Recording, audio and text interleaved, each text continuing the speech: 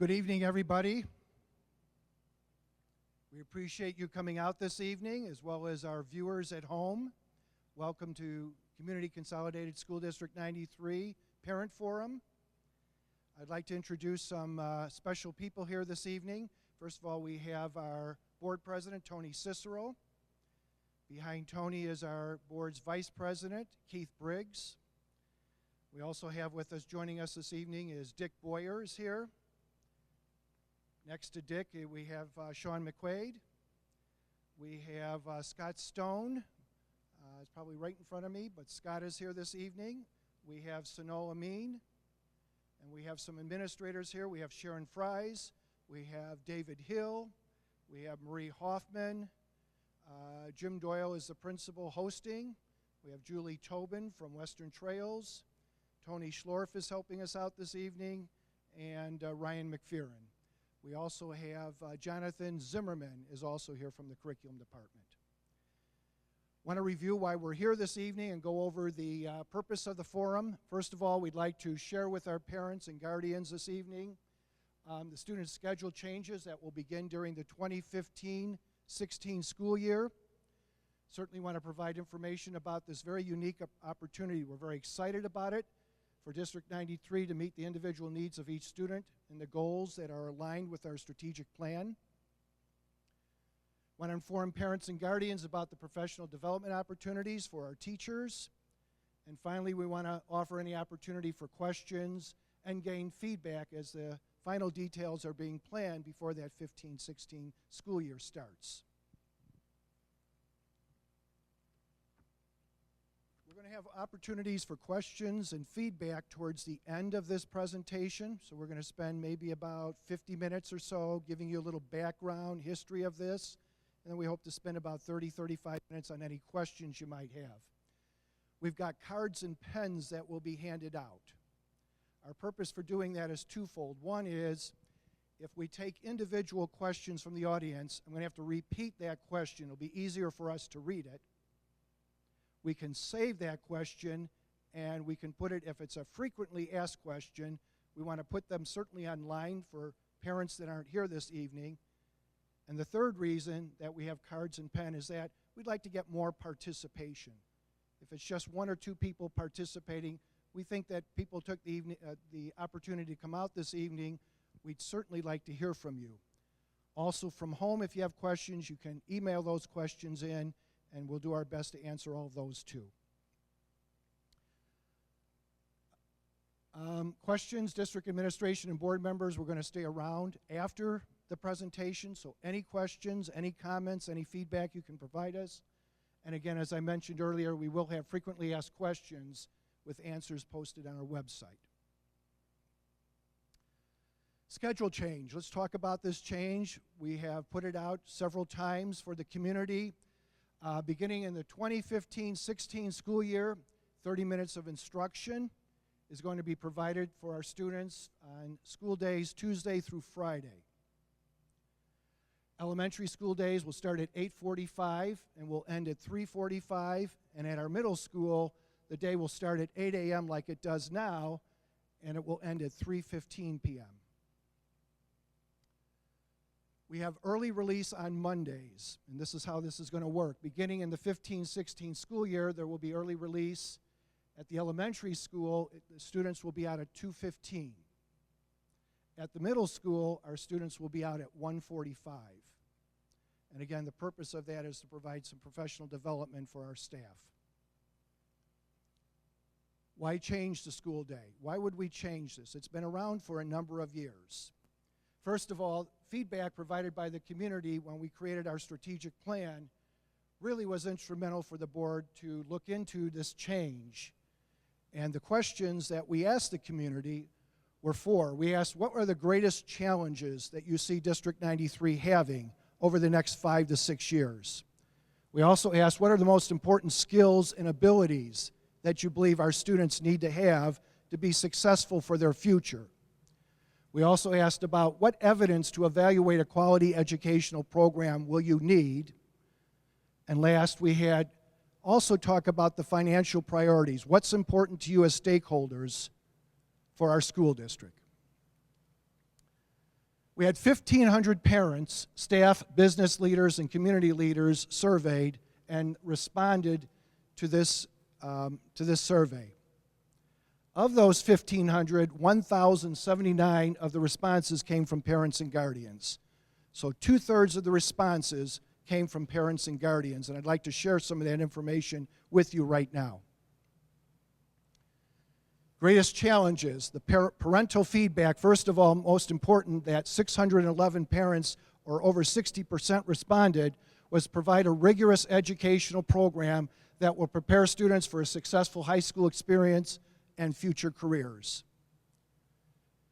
Personalizing learning came in number 2. 496 parents, or almost 50%, responded that this was so important that the students have this opportunity so that they can academically excel. Keeping up to date with technology, hardware, software, applications, support, and training, again, was close to 50%. It was 484 parents responded. Maintaining manageable class sizes were up there. Keeping the curriculum current, the core of what students learn, to reflect more challenging state and national higher learning standards, came in very, very high from our parents, as well as hiring and retaining high-quality teachers, administrators, and support personnel in this increasing competitive market. So those were some of our top responses from parents on challenges. The most important skills and abilities that parents responded to, saying that they want our students to be able to have for their future. First of all, 797 parents, or almost over 80%, communication skills was number 1. Next, we had ability to think critically and use problem-solving skills, the ability to be confident, self-reliant, independent, responsible, ethical, and accountable students. Over 50% of parents responded how important that was. Mastery of reading, the ability to organize, prioritize, set goals, and the mastery of mathematics were also very high on the parent list. Skills for using technology to enhance learning, and the ability to collaborate and work productively with others and resolve conflict when they arise. So these were our top areas that parents responded to say, this is what we need for our students to be successful. Evidence to evaluate a quality educational program in District 93. Some of the responses, first of all, 55% said measurement of student growth over time as students progress through grade levels. Comparisons to the results of other high-achieving school districts, both locally and nationally. Measurement of the students' ability to be creative, analytical, and critical thinkers. Measurement of the students' ability to use problem-solving skills. All of these were extremely high, including the quantity and quality of curricular programs, the evaluation of teachers and administrator performance, student performance on state and national achievement test, again, over 34, close to 35% at that last one there. Financial priorities, these are always important. First of all, maintain secure, clean, well-repaired, and energy-efficient buildings. Ensure that students have quality, up-to-date educational materials. Maintain manageable class sizes. Provide resources to make learning more personalized for all students. And provide and maintain up-to-date, state-of-the-art technology for all students and staff. Sustain salaries and competitive benefits to attract and retain highly qualified staff and administrators, and provide training and development opportunities to keep staff and administrators skilled and competent. When the board looked at all this feedback, they realized that an awful lot was being demanded by our community. And in order to make this work, we had to really look at things differently than we have over the last several years. And that was looking at everything, including our school day, our schedule, and our course offerings. So a strategic plan was developed and designed from all the feedback that we gained, again, from staff, parents, business leaders, community leaders. What we came up with were 5 goals.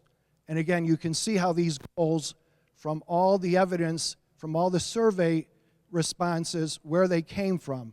First of all, and most important, a rigorous education for all students. Remember how high that was for our parents.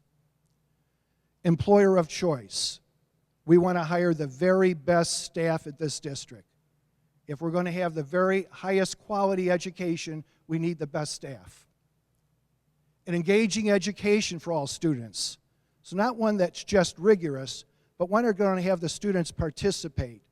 We want to have the students continue to learn on their own. Take that responsibility to learn. That was key. One where there was so much engagement in the classroom that you're not sure who the learner is and who the teacher is. That is very important to us. Performance excellence and fiscal responsibility. Some people say those two can't go hand in hand. If you have performance excellence, it's going to cost a lot of money. We think we can do both and be very fiscally responsible and have that excellence in our district. And our last goal here was optimizing learning environments, making sure we have the very best possible learning environments for our students to learn. If we're going to give them 21st century technology, do they have 21st century resources and facilities to be able to utilize those skills? Rigorous education for all students was goal number 1. We have some sub-goals that we would like to accomplish. And again, this is based on feedback from our community. First of all, we have standard-based instruction. We want to give the kids that type of instruction and understand how to grade them and help them to meet and exceed those instructional goals. Number 2, we have the integration of Common Core. Again, we've gained feedback on the rigorous education. Dr. Hoffman will address us a little bit more on that. We also have project-based learning. We want students to be able to learn in real-life situations, not just out of a textbook, but to give them a problem, give them some resources, and tell them to utilize all those skills and knowledge into solving that particular problem. We want to personalize communities of practice. That's opportunities for our staff, not just teachers, but administrators, to come together and to understand their practice and to be able to plan and learn appropriately. That's a key part of making this learn. And again, through our parents and through our staff, we have consistently heard if we have these high expectations for students and high expectations for teachers, we need to provide more opportunities for our teachers to be able to learn. Our teachers are so dedicated in this district. They're home every night planning lessons, grading papers. They're taking a lot of coursework. We need to provide that opportunity for our teachers to be able to learn their craft. But all these skills we're asking them to teach our students, it's extremely important that we help our teachers to learn them and give them the time to learn that. Personalized learning, you heard that a couple times from the feedback from parents, how important that is. It's very much tied to our one-to-one initiative. And I want to read a definition of personalized learning for you.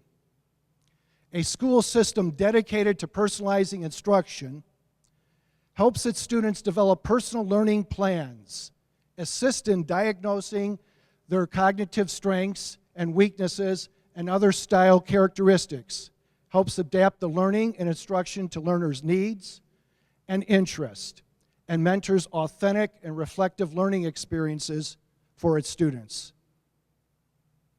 May sound simple. It's going to need a lot of professional development, a lot of planning, developing those communities of practice for our teachers to be able to develop those skills so that we can teach those skills to our students. Very, very vital. We have some key strategies for implementing this strategic plan. And this is, we're going to get into, again, a little bit about why we changed the schedule. But first of all, we want to provide staff and students with resources. Very, very important. We're asking an awful lot for them. And this Board of Education has provided outstanding resources, from low class sizes to technology, you name it. We really have one of the top school districts in the area in terms of resources that are utilized to help our students learn. Want to maintain those low class sizes. We want to provide staff with a comprehensive professional development plan, mentioned a couple of times. So a big portion of what we're doing with this is provide that learning. And the very best educational systems, and I'm not talking about locally or nationally, but across the country, they provide that opportunity during the workday for teachers to hone their skills and learn that craft. And that's what we're trying to do. And provide a curriculum that meets the needs of all learners. We've talked about this so much in our strategic plan, as we need to have those 21st century skills. And that's the basics of what we're trying to accomplish here. Curricular opportunities that are aligned with the strategic plan. I'm going to turn this over to Dr. Hoffman, and she's going to go into a little bit about what that student day, what we're trying to accomplish, again, a little bit by increasing that school day with these offerings. Thank you. Good evening, everybody, and a special good evening to our listeners at home.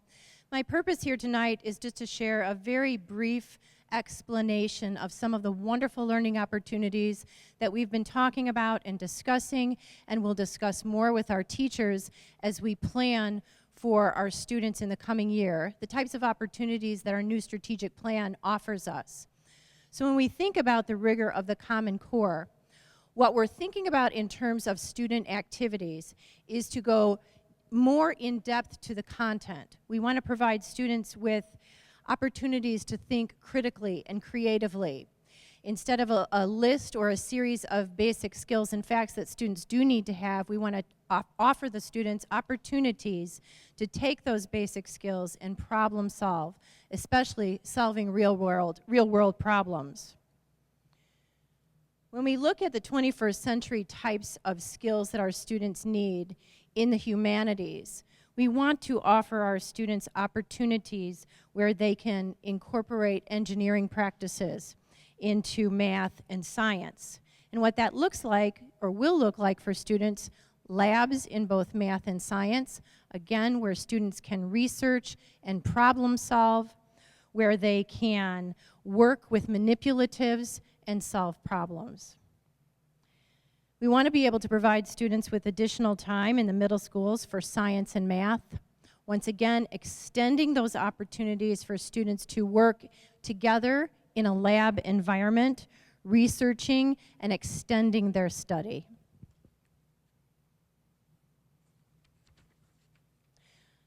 For 21st century humanities focus, we're looking to have students use technology to think about making the world a better place. We want to be able to use the arts to teach students life lessons. We want students to be able to solve problems from a historical perspective, and we want to be able to take opportunities to continue discussions and learning about democracy and citizenship. We want additional opportunities to be able to provide students with both remediation and enrichment, to build up the basic skills for students who struggle, but also to extend the learning for those students who are able to go beyond. And finally, we want to be able to offer students of all grade levels the opportunity to learn global languages.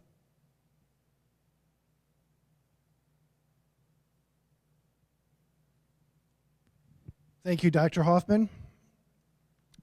Before we get to some questions here, I do want to summarize a little bit again why we're doing this. First of all, we're providing additional professional development for teachers. That's a big crux of what we're doing. This as a district, we've talked about this for probably a good decade. And many districts around us provide professional development opportunities for their teachers during the day. And once we saw the results of the strategic plan, we knew that this was vital. We have to keep our teachers current. We have to provide them with the very best resources, and we have to give them a collaborative opportunity to hone their skills. So again, a big part of this is offering professional development for teachers. Number two, we want additional instructional time for our students. So as Dr. Hoffman outlined for you, is that some of the opportunities, not only 21st century skills, STEM, global languages, but certainly helping those students that might need some additional personalized help, whether that's remediation or that's helping them to move and exceed beyond the goals that teachers have set for them. So it's extremely important that we allow them that opportunity.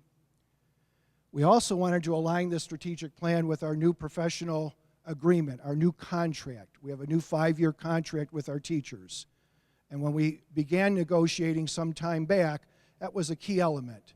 To have a strategic plan that was moving in one direction and a contract in another direction, it was very important to us that we do the best we can to align them.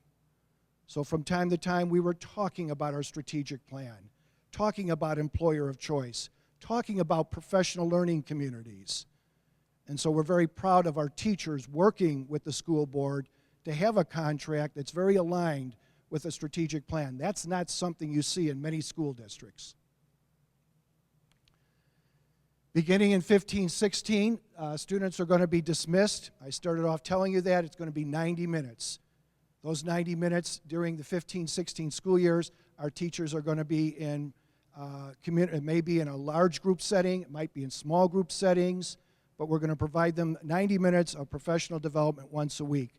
Is that all the professional development they get? No. There are some team opportunities for them. There are going to be summer opportunities. We also have opportunities in institute days, our technology academy that we have planned, which is a full week. We had over 200 teachers on their own time come in and spend a week with us. Very, very proud of them. So again, it's not a job that teachers are working from 9 to 3 or 8 to 4, but they're constantly learning that craft. And that's a big part of what they're going to be doing. Again, the amount of instructional time, I know there was some comments on that earlier in the fall. We're talking about overall about 60 minutes more. But what that 60 minutes will help us with Tuesday through Friday will make a big difference in how we can change that schedule to help the students get those skills that we're trying to accomplish in our strategic planning. I'm going to have Dr. Hill, David Hill, we've got some questions that came prior to this. And again, any of those frequently asked questions, we're going to put them up on our website and do the best that we can have for parents to see them. Because remember, this change doesn't happen for a year and a half. So Dr. Hill's going to go over about 7 questions that we have and some of our responses. And then we're going to be ready to take some questions from not only people here in the audience, but also those at home.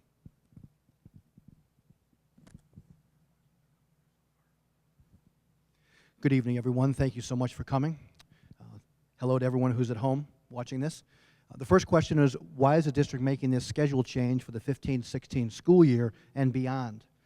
The district is making a change in the schedule to provide additional professional development for our teaching staff, which I think we have echoed here this evening, as well as curriculum changes to help our district meet the goals of our rigorous strategic plan.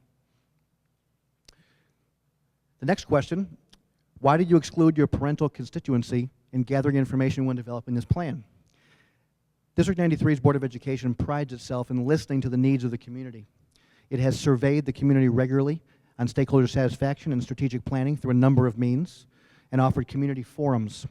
As elected officials, the board often needs to make decisions such as hiring staff, determining calendars, approving contracts, providing safety and security with the best interest of all of its constituents in mind.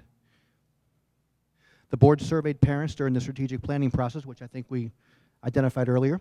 Board members also gained informal feedback from parents last December and decided not to add a half an hour of school to the end of the elementary school day, but rather to add 15 minutes before and 15 minutes after the school day. The school board made a decision to work with its teacher constituents, as this is a working condition that needed to be negotiated. Why don't students have early dismissal on Fridays instead of Mondays?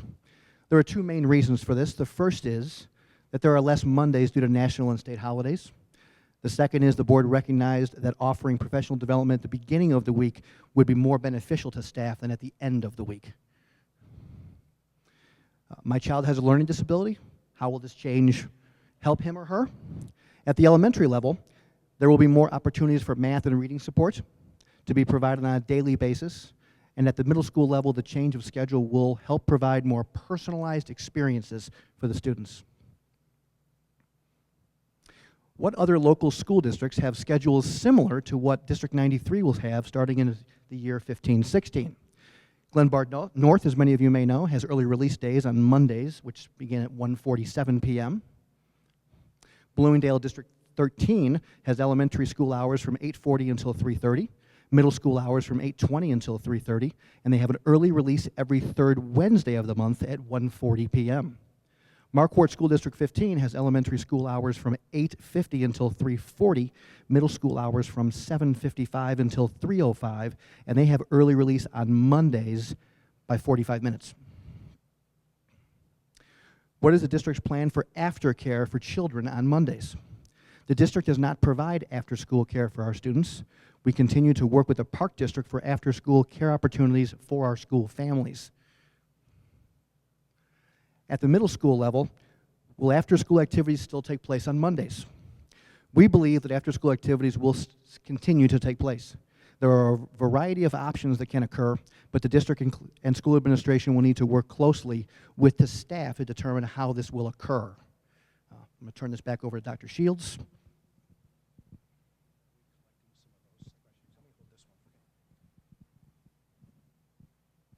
Okay. We're going to go over some questions that we have, I think first from those at home, and then we're going to have questions from those out in our audience. First question we have is, what do you plan to do with athletic practices on Monday?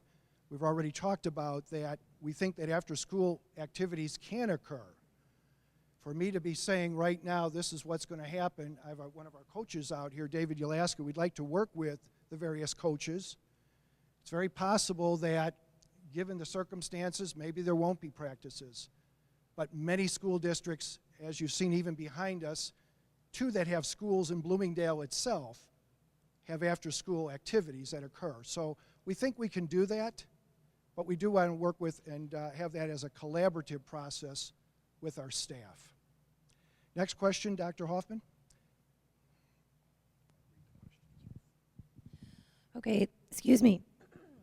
This question states, your information on the extended day stated that the extra class time would be used at least in part for STEM activities. Who will be facilitating these activities?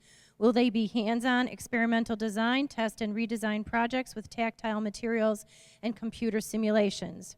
I will answer the first part.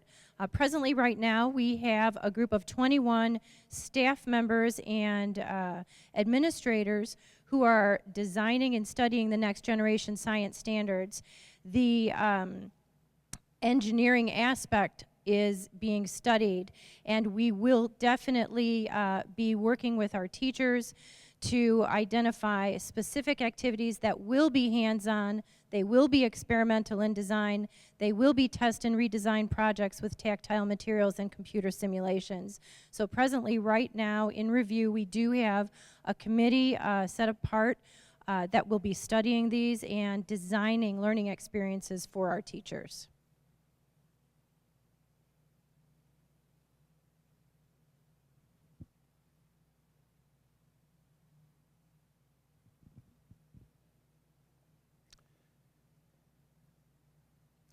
Next question here, what percentage of extra class time will be spent on computers versus face-to-face interactions with other students and or faculty members? Want to address that one too? I would say the percentage of class time depends on the activity. While we wouldn't want students to be in front of a computer for 24/7, there are some activities that lend themselves more to digital collaborative experiences, and there are many activities that should be face-to-face, teacher to student. So it's really going to depend on the activity. We want to obviously provide a varied amount and type of learning experiences for our students.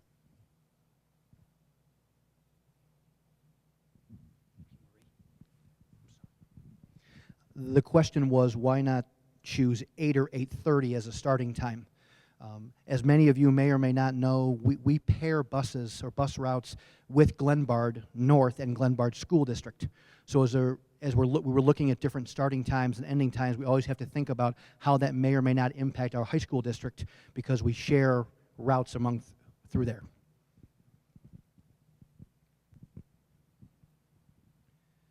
Next two questions. Is it possible to have a document with the questions and answers from tonight's forums available online? As we mentioned earlier, we certainly will do that. Next question, were the teachers pressured to accept this schedule during the contract negotiations? Well, negotiations, we call it a professional agreement, so both sides came to this conclusion. And we went back and forth with a variety of ways that we could extend the school day. Teachers approved the contract, so I don't know if I can tell you if they were pressured or not. I hope on our end that the Board of Education, I know, did not pressure people into this. Are the teachers happy with this schedule? Again, they approved the contract. I'm not sure how to answer that. I'm sure some are, and I'm sure some, it'll be an adjustment like all of us when we have a change in our career. Dr. Hoffman.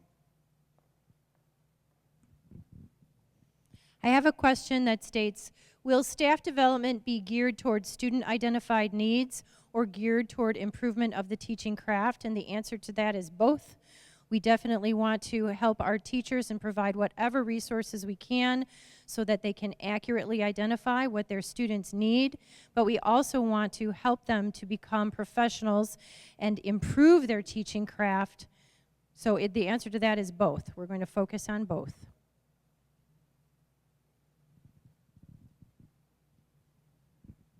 Next question, how does Monday early dismissal help working families? My assumption this means is that you're a working family, students are going to be out earlier, and there will be daycare situations.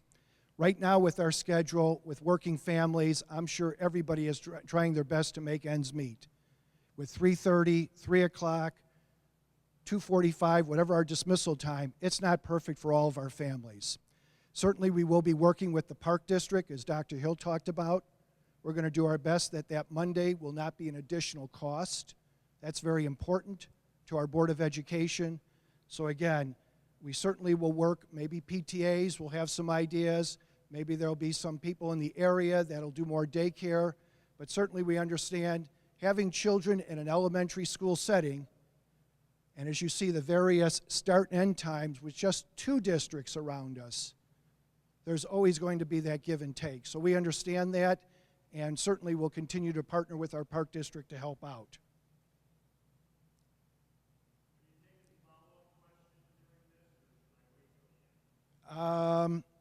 Could you wait till the end? Would that be okay? Says, I'm curious if any time during negotiations when the discussion of how staff could devote more time to professional development by shortening the school day, was any consideration taken as to who cares for our children for the 2 hours of the shortened day? Certainly that was discussed with our Board of Education.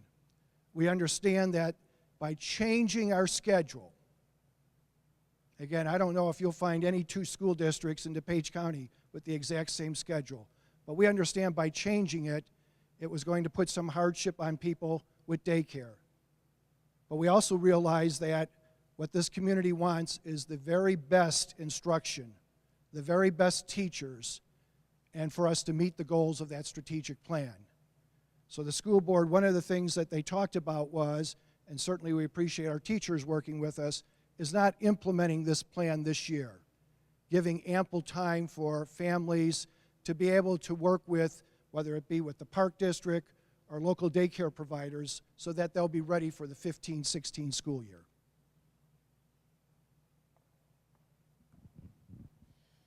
I have a question that reads, the lab's remediation enrichment plan, does this mean more staff to provide this support, or are teachers being tasked with more? Basically what we're looking at is a change in the schedule so that teachers can support students in a more personalized environment. We always look at staff and support on a yearly basis based on our numbers, so obviously this is going to be looked at on a yearly basis and how we can support our teachers. But primarily when we look at a change in a schedule, we're optimizing the learning environment for teachers and for students.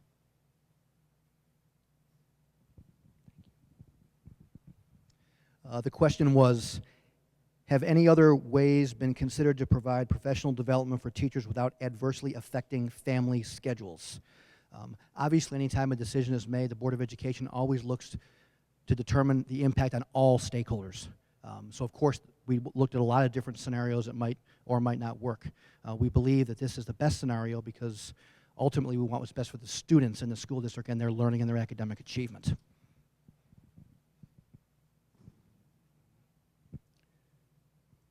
This next question says, elementary students are really only gaining 45 minutes per week of extra instructional time.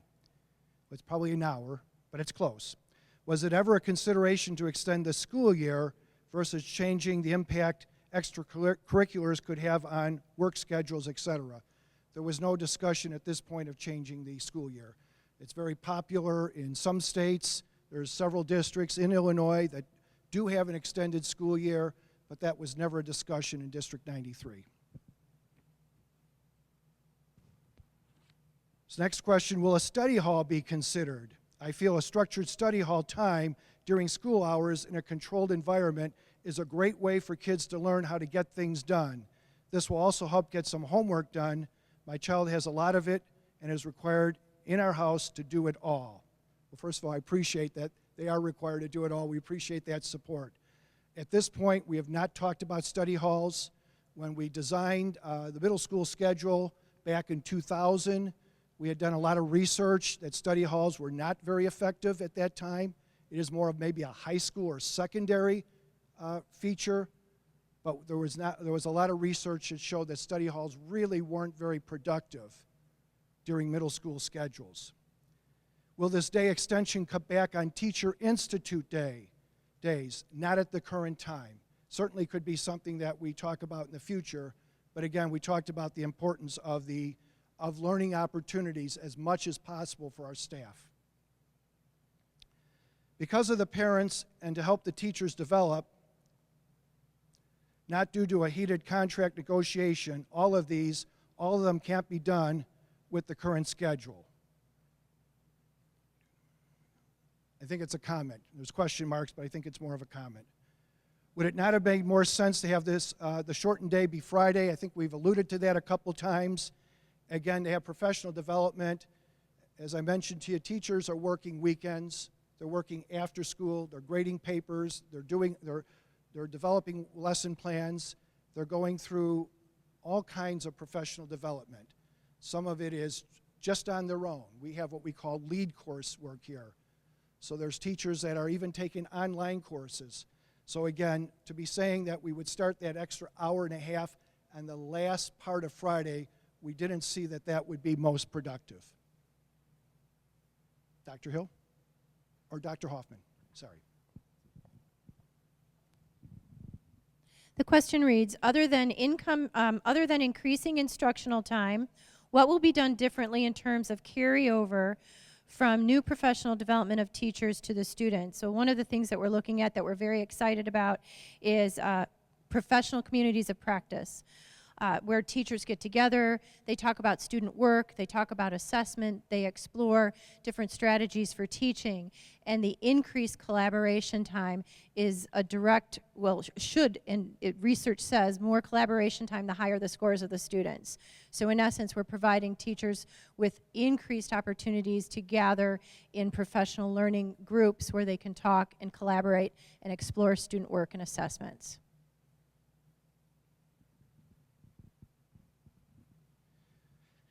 The question is, what languages are going to be taught and at what grade level does this begin? How are these languages being taught?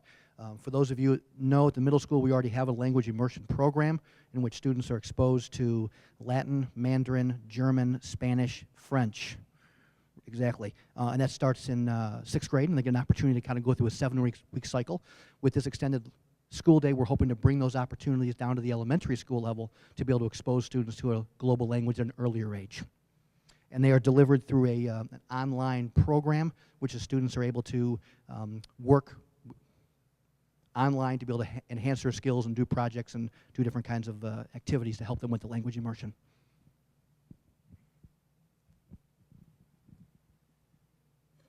Next question here says the lab's remediation enrichment planning, does this mean more staff to provide this support, or are teachers being asked oh, we did that one. Okay, thank you. I'm sorry. Did the survey indicate that extended school day would be an option to address the needs and challenges? That was not specifically said. It was the Board of Education, certainly on the recommendations of the administration, by looking at a variety of best practices, what other school districts are doing, and what we needed to accomplish this survey, came up with that. But that was not part of the questions that we asked parents to answer. What are test scores in District 93 versus local districts? You know, most local districts had a drop in test scores throughout the state. This was mentioned to parents last year in District 93 also. But our test scores prior to that, we were somewhat in the area of 89 to 92% of our students were meeting or achieving state goals. So our test scores were very high. But what it says to other local districts, in some districts we're very, very much higher. In other districts, we're still working on competing and being higher than them.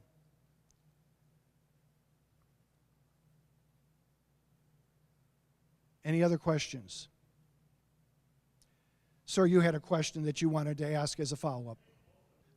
All right, can I repeat this? We've got people watching at home, a lot more than are here, and so they're not quite hearing that. So your first question is, did the survey ask the question to the community, did they want to extend the school day? And my answer to you already was no, we did not ask that. You know, I understand your question, and we're probably going to have a professional disagreement. The point is, the Board of Education, they are elected to this position, and they are elected to try to fulfill and make this the best possible school district. And whether they're hiring a staff member, teachers, administrators, setting a calendar date, whether they are developing plans for crisis and security, those are things that, though they'd love to do it, to be able to go out to the community at every single time and say, could you vote on this? What they did is they looked at that strategic planning and said, if we're going to accomplish this, and we're going to have a school district that's going to meet the needs of the 21st century, because right now, the assessments that our kids have done so high on, those are not the assessments they're going to take in the next couple years. The bar has been raised by the state and nationally. And so unless we have the resources, the curriculum, the training, the instruction in place, our kids will quickly fall behind. And all we want to do is offer opportunities for our students to be successful. But there's more hands up. I want to get back to you because you've got a lot of questions, sir. But I really need... Right. Right. Right. Right. Our belief, by extending the day, we can reach those goals. Without extending the day, we don't think we can. Sir, you have a question back there. Sir, so if I can paraphrase for the people at home, you wanted to know, were the teachers forced or some way that they had to go through this in order to get raises?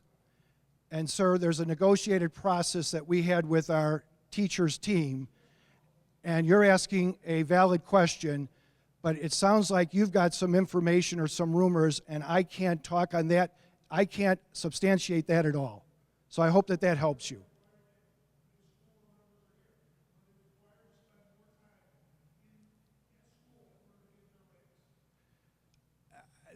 I don't know how to... You know, afterwards, we have 6 of our members here, sir. After the meeting, please feel free to confident. They are the most honest, forthright people. But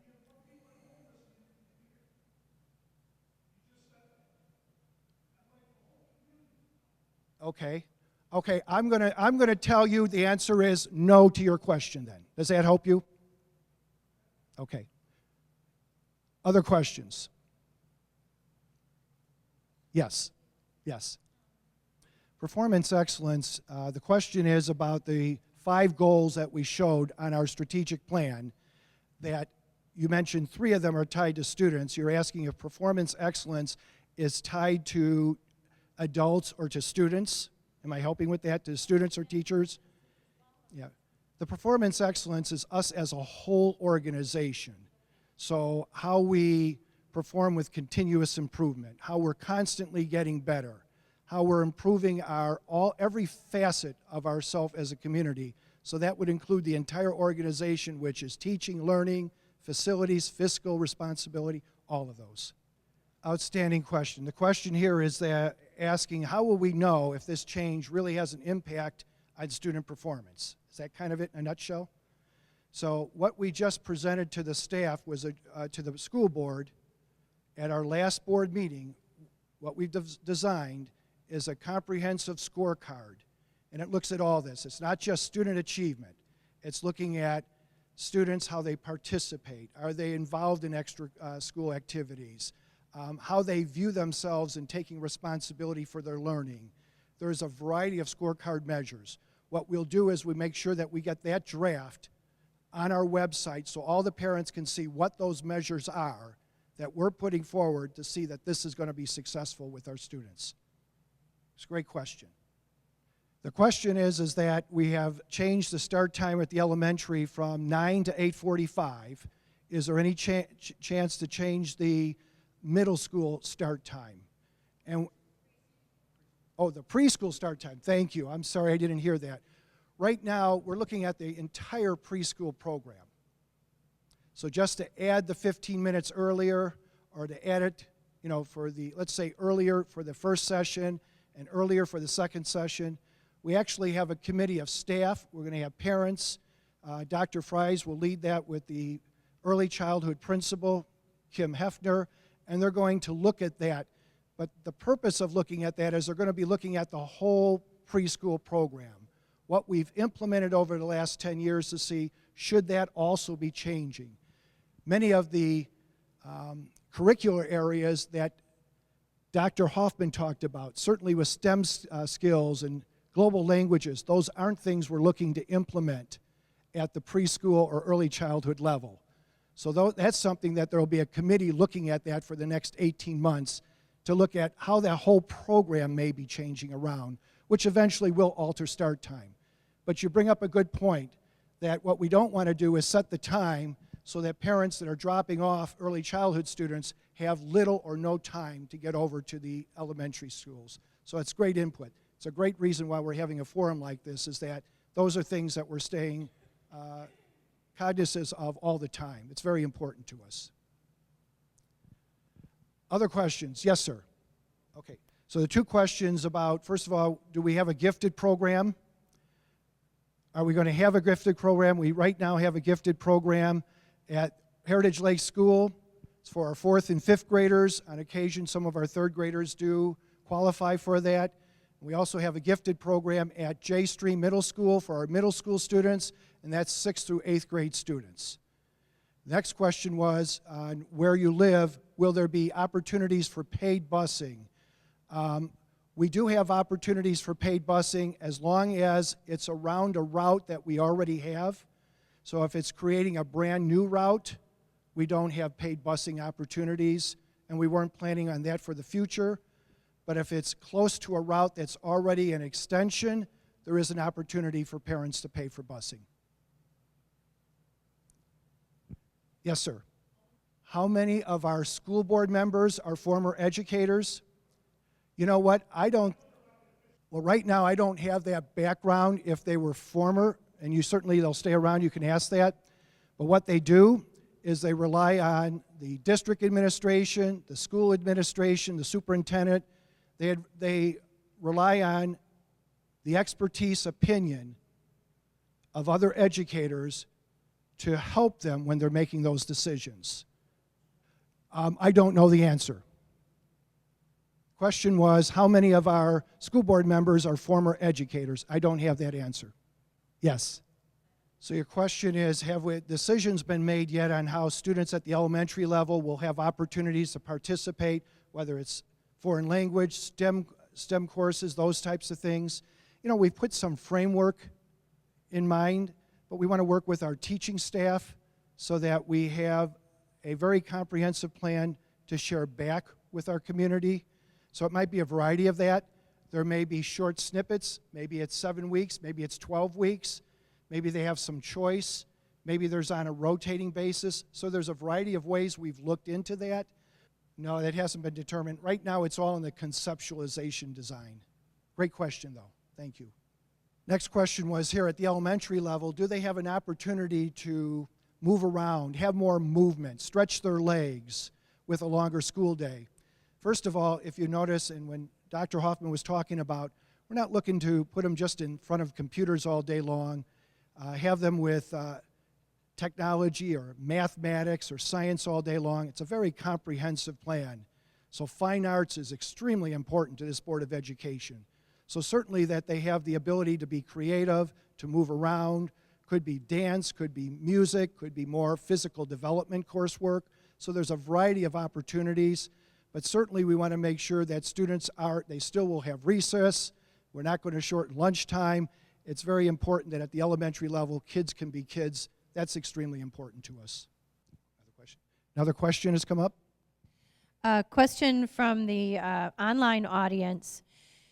Is the offering of professional development a crutch for teachers that don't put the effort into teaching that some of the other teachers do? And I have to say, absolutely not. With all of the new mandates from the state, the government, there is an absolute incredible amount of new learning that teachers have to have, and they have to learn all of that while on the job. So it's our job to make sure that our teachers have the most recent information, that we help them to be learners, that we provide the supports that they need to be able to be the best professionals that they can. Again, their learning is on the job, so we need to be able to support them. All of our teachers are ongoing learners. They value learning or they wouldn't be in the profession.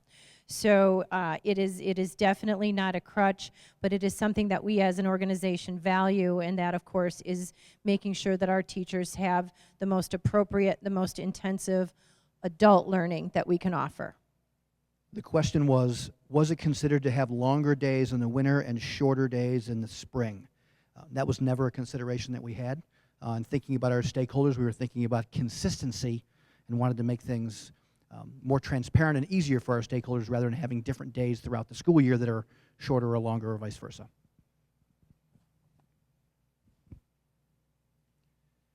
This next question says, why are other districts able to offer band and chorus during the day without missing any classes?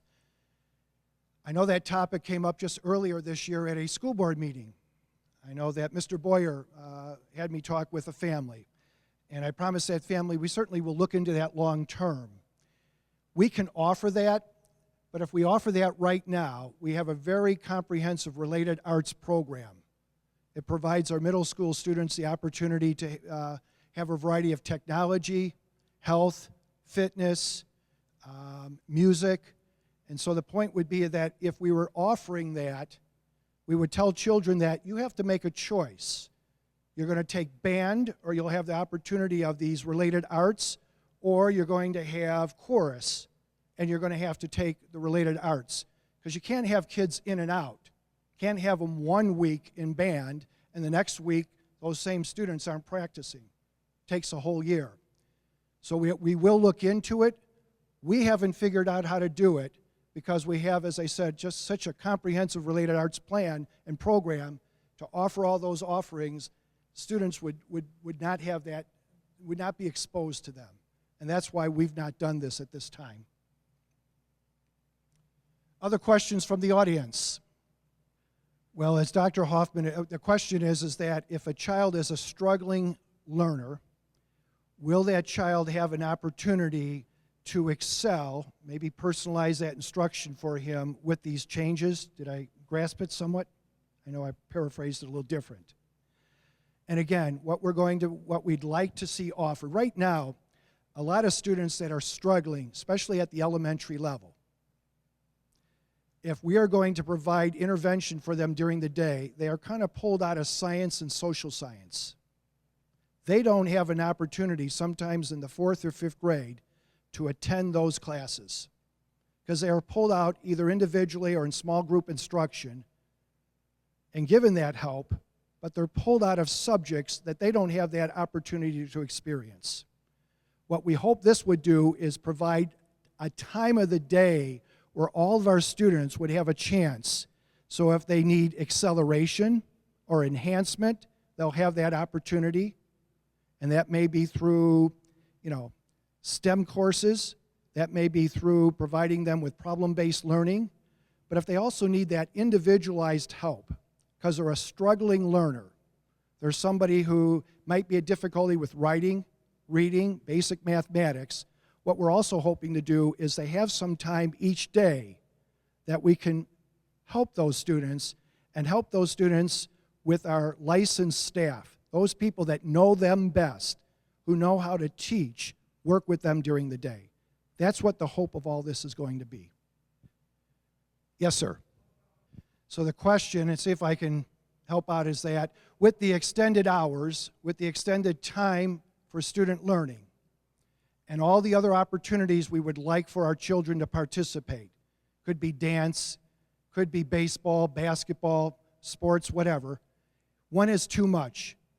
Are we potentially going to burn these kids out because of all of this time in school, on the buses, and all of these things that we have them do for extracurriculars from home? And that's a great question. And that's a question every one of us. My children now are in college, but I had to ask myself that same question, because I could be in the Park District, and then they were invited to be in travel. And then they could be invited to be in All-Stars. And then they could be, so when do I stop as a parent to provide those opportunities? When we look at our school day, we just provided 2 other districts that have schools here in Bloomingdale. Okay, so 13 and 15. Right now, they have a longer school day than we have right now. Next, in 2 years, they will have, and I'll have to do the math again, I could be wrong, but in 2 years, they will still have as much instructional time than we will have based on this new schedule. So it's a mind frame. I'm sure the parents in 13 and 15 love their schools, and they're able to accomplish all that.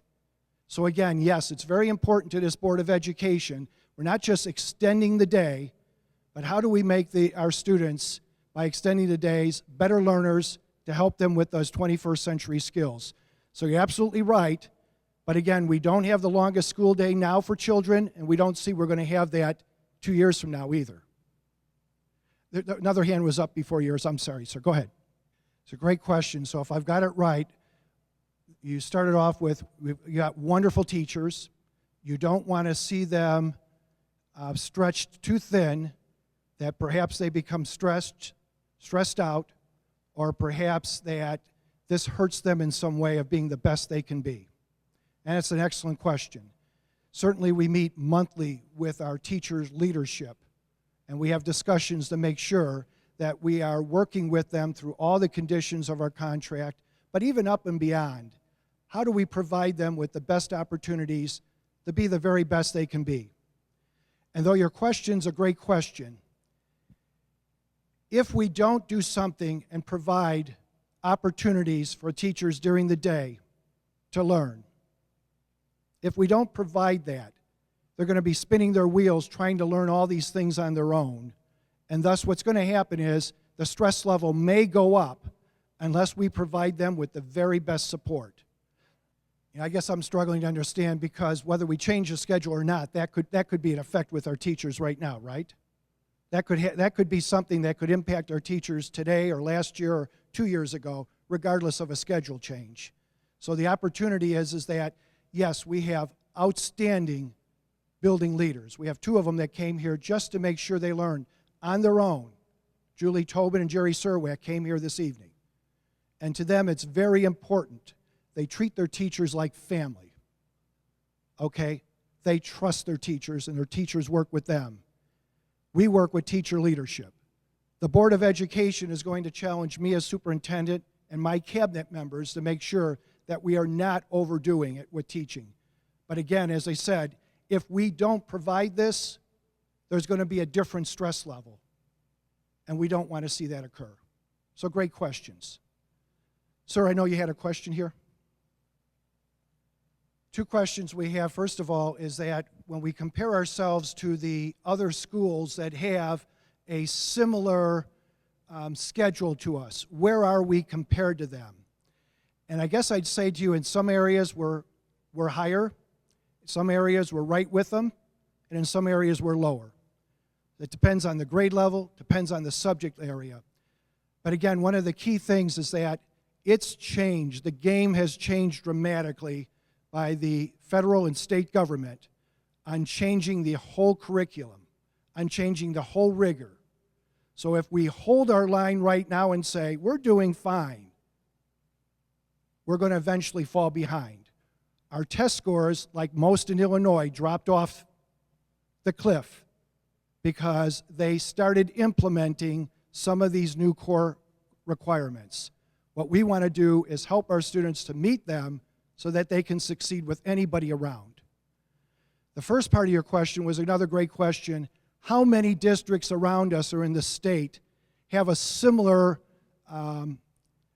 type schedule that we have? Again, what I tell you is that you're going to have many that start earlier, end a little later.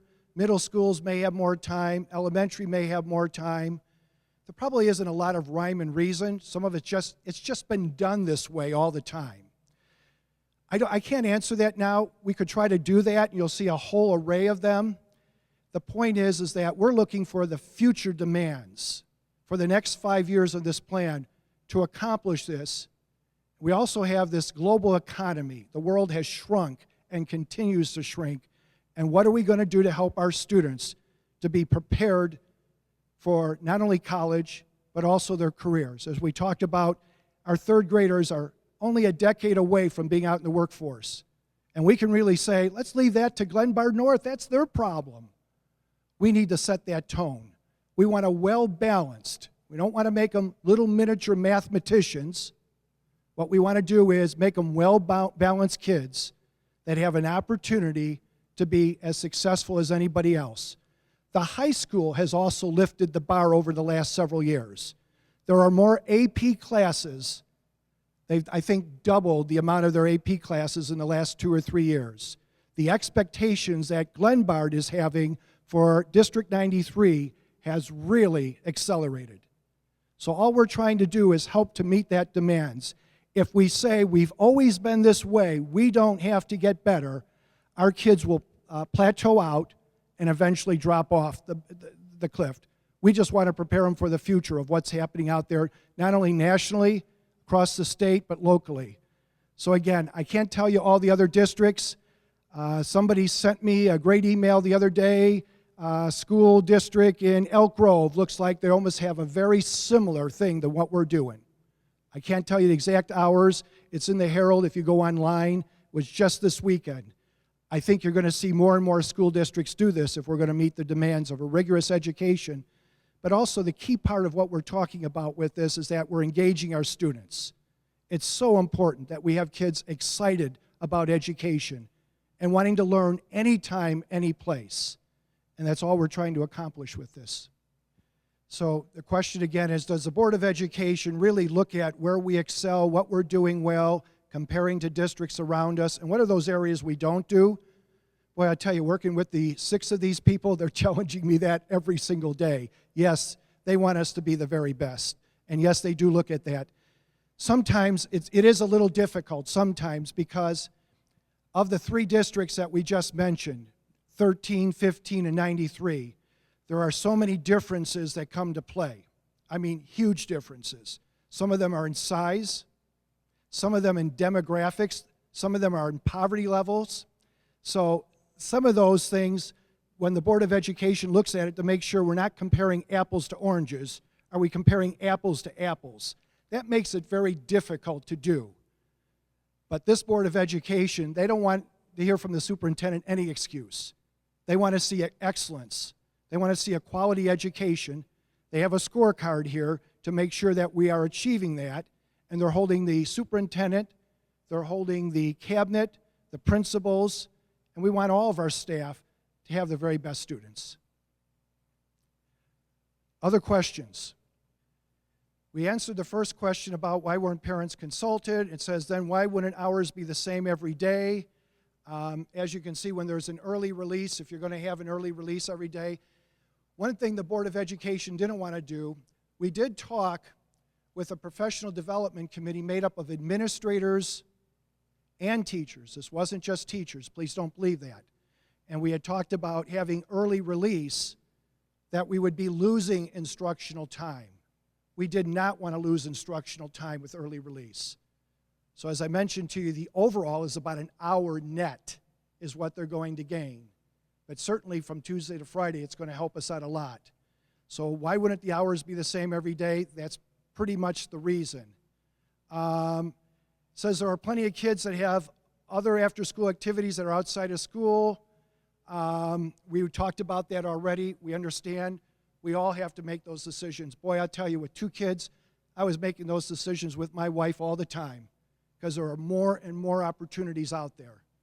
To me, the key thing that I'm glad that my wife kept me level-headed so I didn't have them out with too many sporting activities is that academics is so important. Or they wouldn't be in the colleges they are right now if I was giving them not a very balanced life. There's a question here, why can't the district opt out of Common Core? Back in October, we had a parent forum on the Common Core.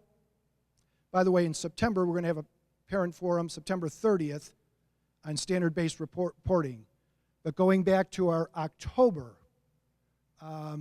standard-based reporting parent forum, we talked about that. Right now, we can't opt out of it. The district can't. It's the state law.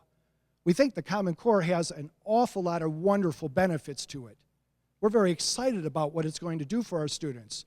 We are a little concerned with some of the speed, some of the assessments, some of the requirements. You know, tests starting next year are going to have to be taken online. They say in the state of Illinois, only 40% of the schools are prepared to do that next spring. I don't know how that's going to happen.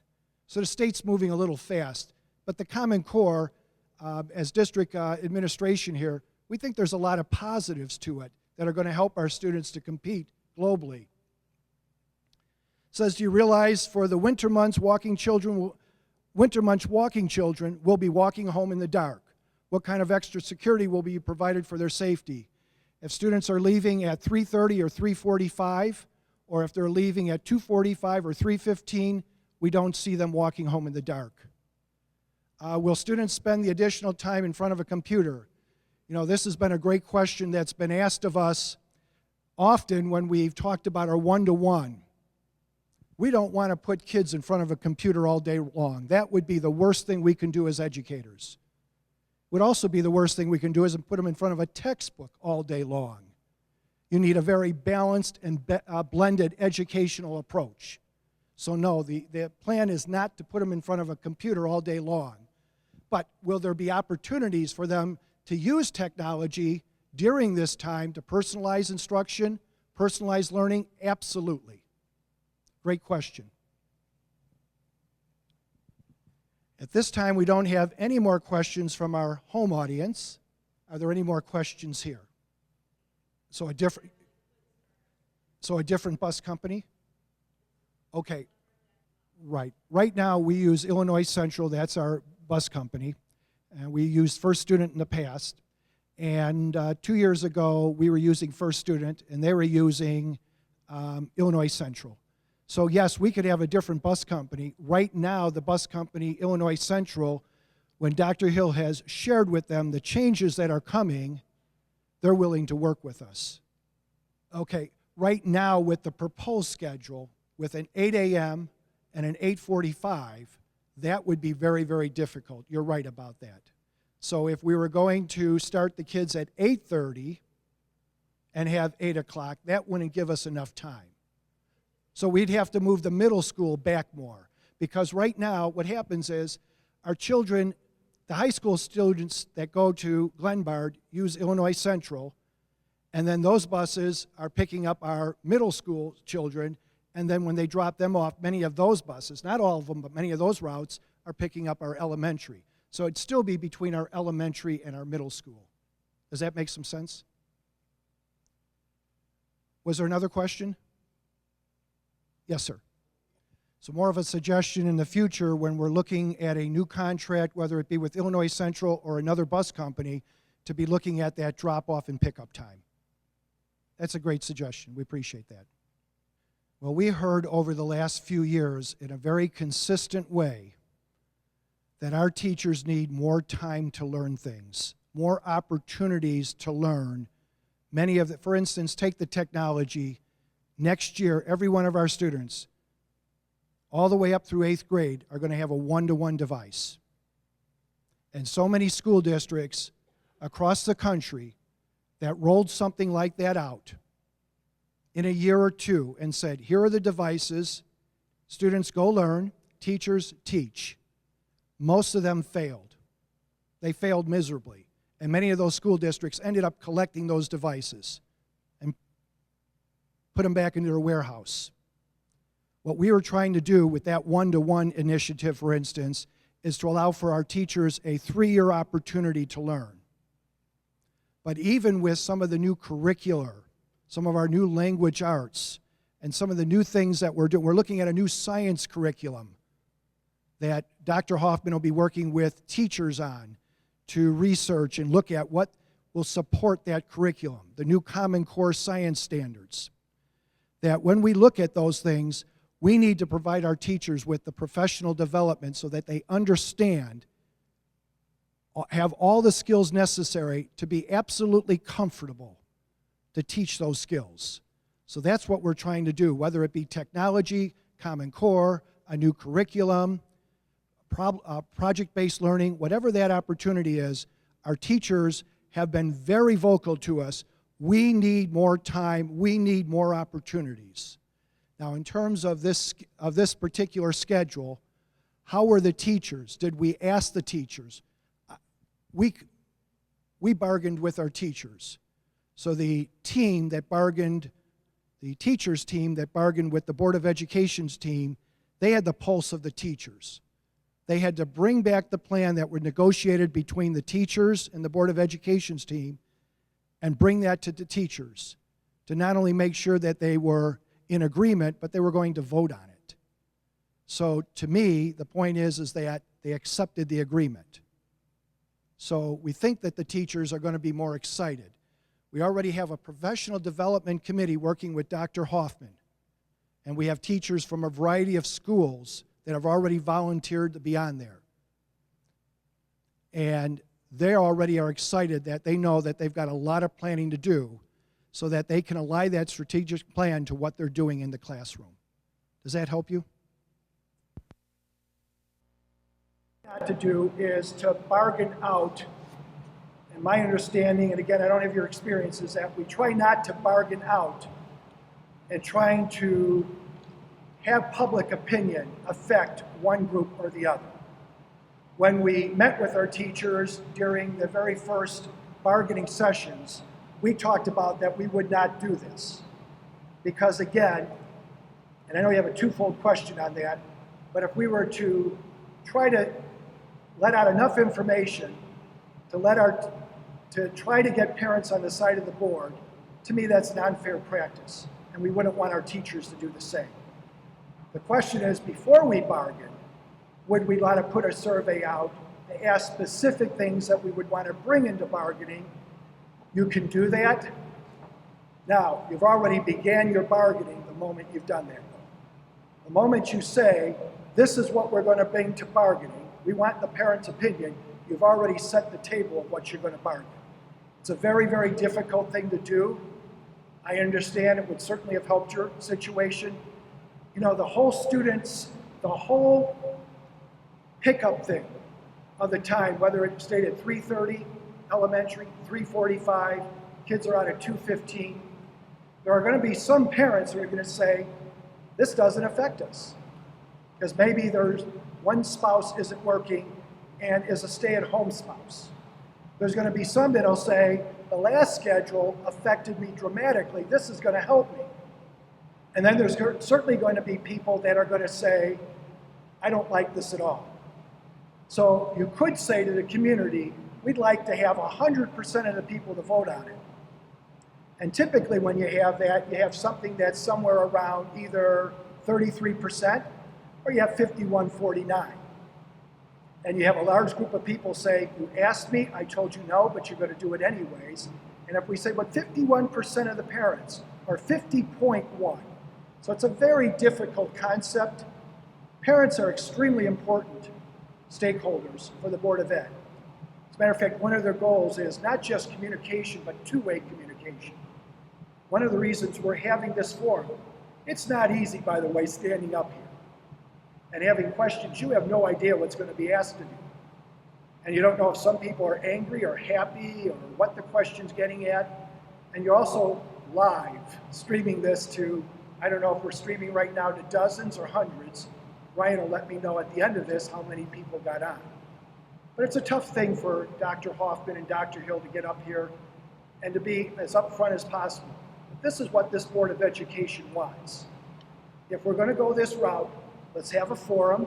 Let's explain to parents what's happening. And let's get some feedback as we're planning, because we've got a lot of concepts, and help parents and help people be ready for that 15-16 school year. And I like what you're saying. It seemed like some of this planning discussion, going back to the first question, have we done it beforehand, would have helped eliminate the people who are asking the question about how to get. And that being said, most of the slide presentation was based upon percentages numbers. So you did numbers and percentages. You just didn't do it when it came down to the times and the days that it would have been. And I get as a negotiator, neither side wants to tip their hand. But anytime I come in with a list of negotiating items, have those are throwaways. Let's get to the meat and potatoes of what it is. So I've negotiated several contracts with the villages I work with, and I've sat across attorneys and argued and yelled. But ultimately, your stakeholders, you're not going to make everybody happy. But the representation of the union I represent, I still have to go to my constituents and say, hey, what would you like to see in this contract? If everybody says, I want to see shorts, well, then I'm going to argue for shorts. And if 10% of the people don't like it, well, I have to meet the masses. But of all the numbers I saw, I didn't see 60% of the people thought, hey, changing the school year was going to be good. We all agreed when we looked at the numbers, the majority of parents all wanted a better education for their kids. Who wouldn't? So I just food for thought in what it is. And I know it's a very difficult line to not want to try and tip those hats. But when you're having a big change that affects the people who are outside, it's definitely going to make me watch your positions a lot more and watch what you're doing around your election time, because I've always thought we've done a good job, and I think we do a good job. Just going forward, we can't change the milk that's already spilled here. But going forward, I would highly advise reaching out to these different, and you would never bring them into negotiation, but maybe a side group or thing and say, hey, look, this has come up, what do you think? Because we are your voting authority. We are the ones who, allow you guys to do your jobs, and we want you to do it and be successful. Give you the tools to do it. So don't take it as being criticism. I've been in your shoes, and I know it's hard to get up and talk to a group of people, you don't know where they're coming from. And I think you're angry, but I can still be civil and ask questions. You're smiling now. Well, but I can be civil, and we don't always have to agree, but I want you to take the constructive criticism and advice and just say, hey, going forward, here's what I think we need to do. Because like I said, all the numbers when we talked about the plan, I think it's all things we want. We want to have good educated teachers. And you know what? I do my homework. DuPage is one of the most teachers in DuPage County of math. That's above the average of where you see most places. So you know the people in this area care about their education, our teachers. So, and we all want the best for our students. So. I know there's two more questions, but we're getting closer to 8:45. And I promised Ryan and Tony back there and our public, I don't know how many are on or still on. So what we're going to do is, I'm going to walk off as soon as we sign off. And I'd like to talk to the two of you. I know our Board of Education will hang around. Any questions, comments, any suggestions for helping this be as smooth as possible, we'd like to do that. So I'd like to thank the people that came out this evening. I wish we had more of you, but I'm glad you came out. Also want to thank the people at home that are listening and spend some time away from their family, even at home, to watch this. So thank you, everybody, on behalf of the Board of Education.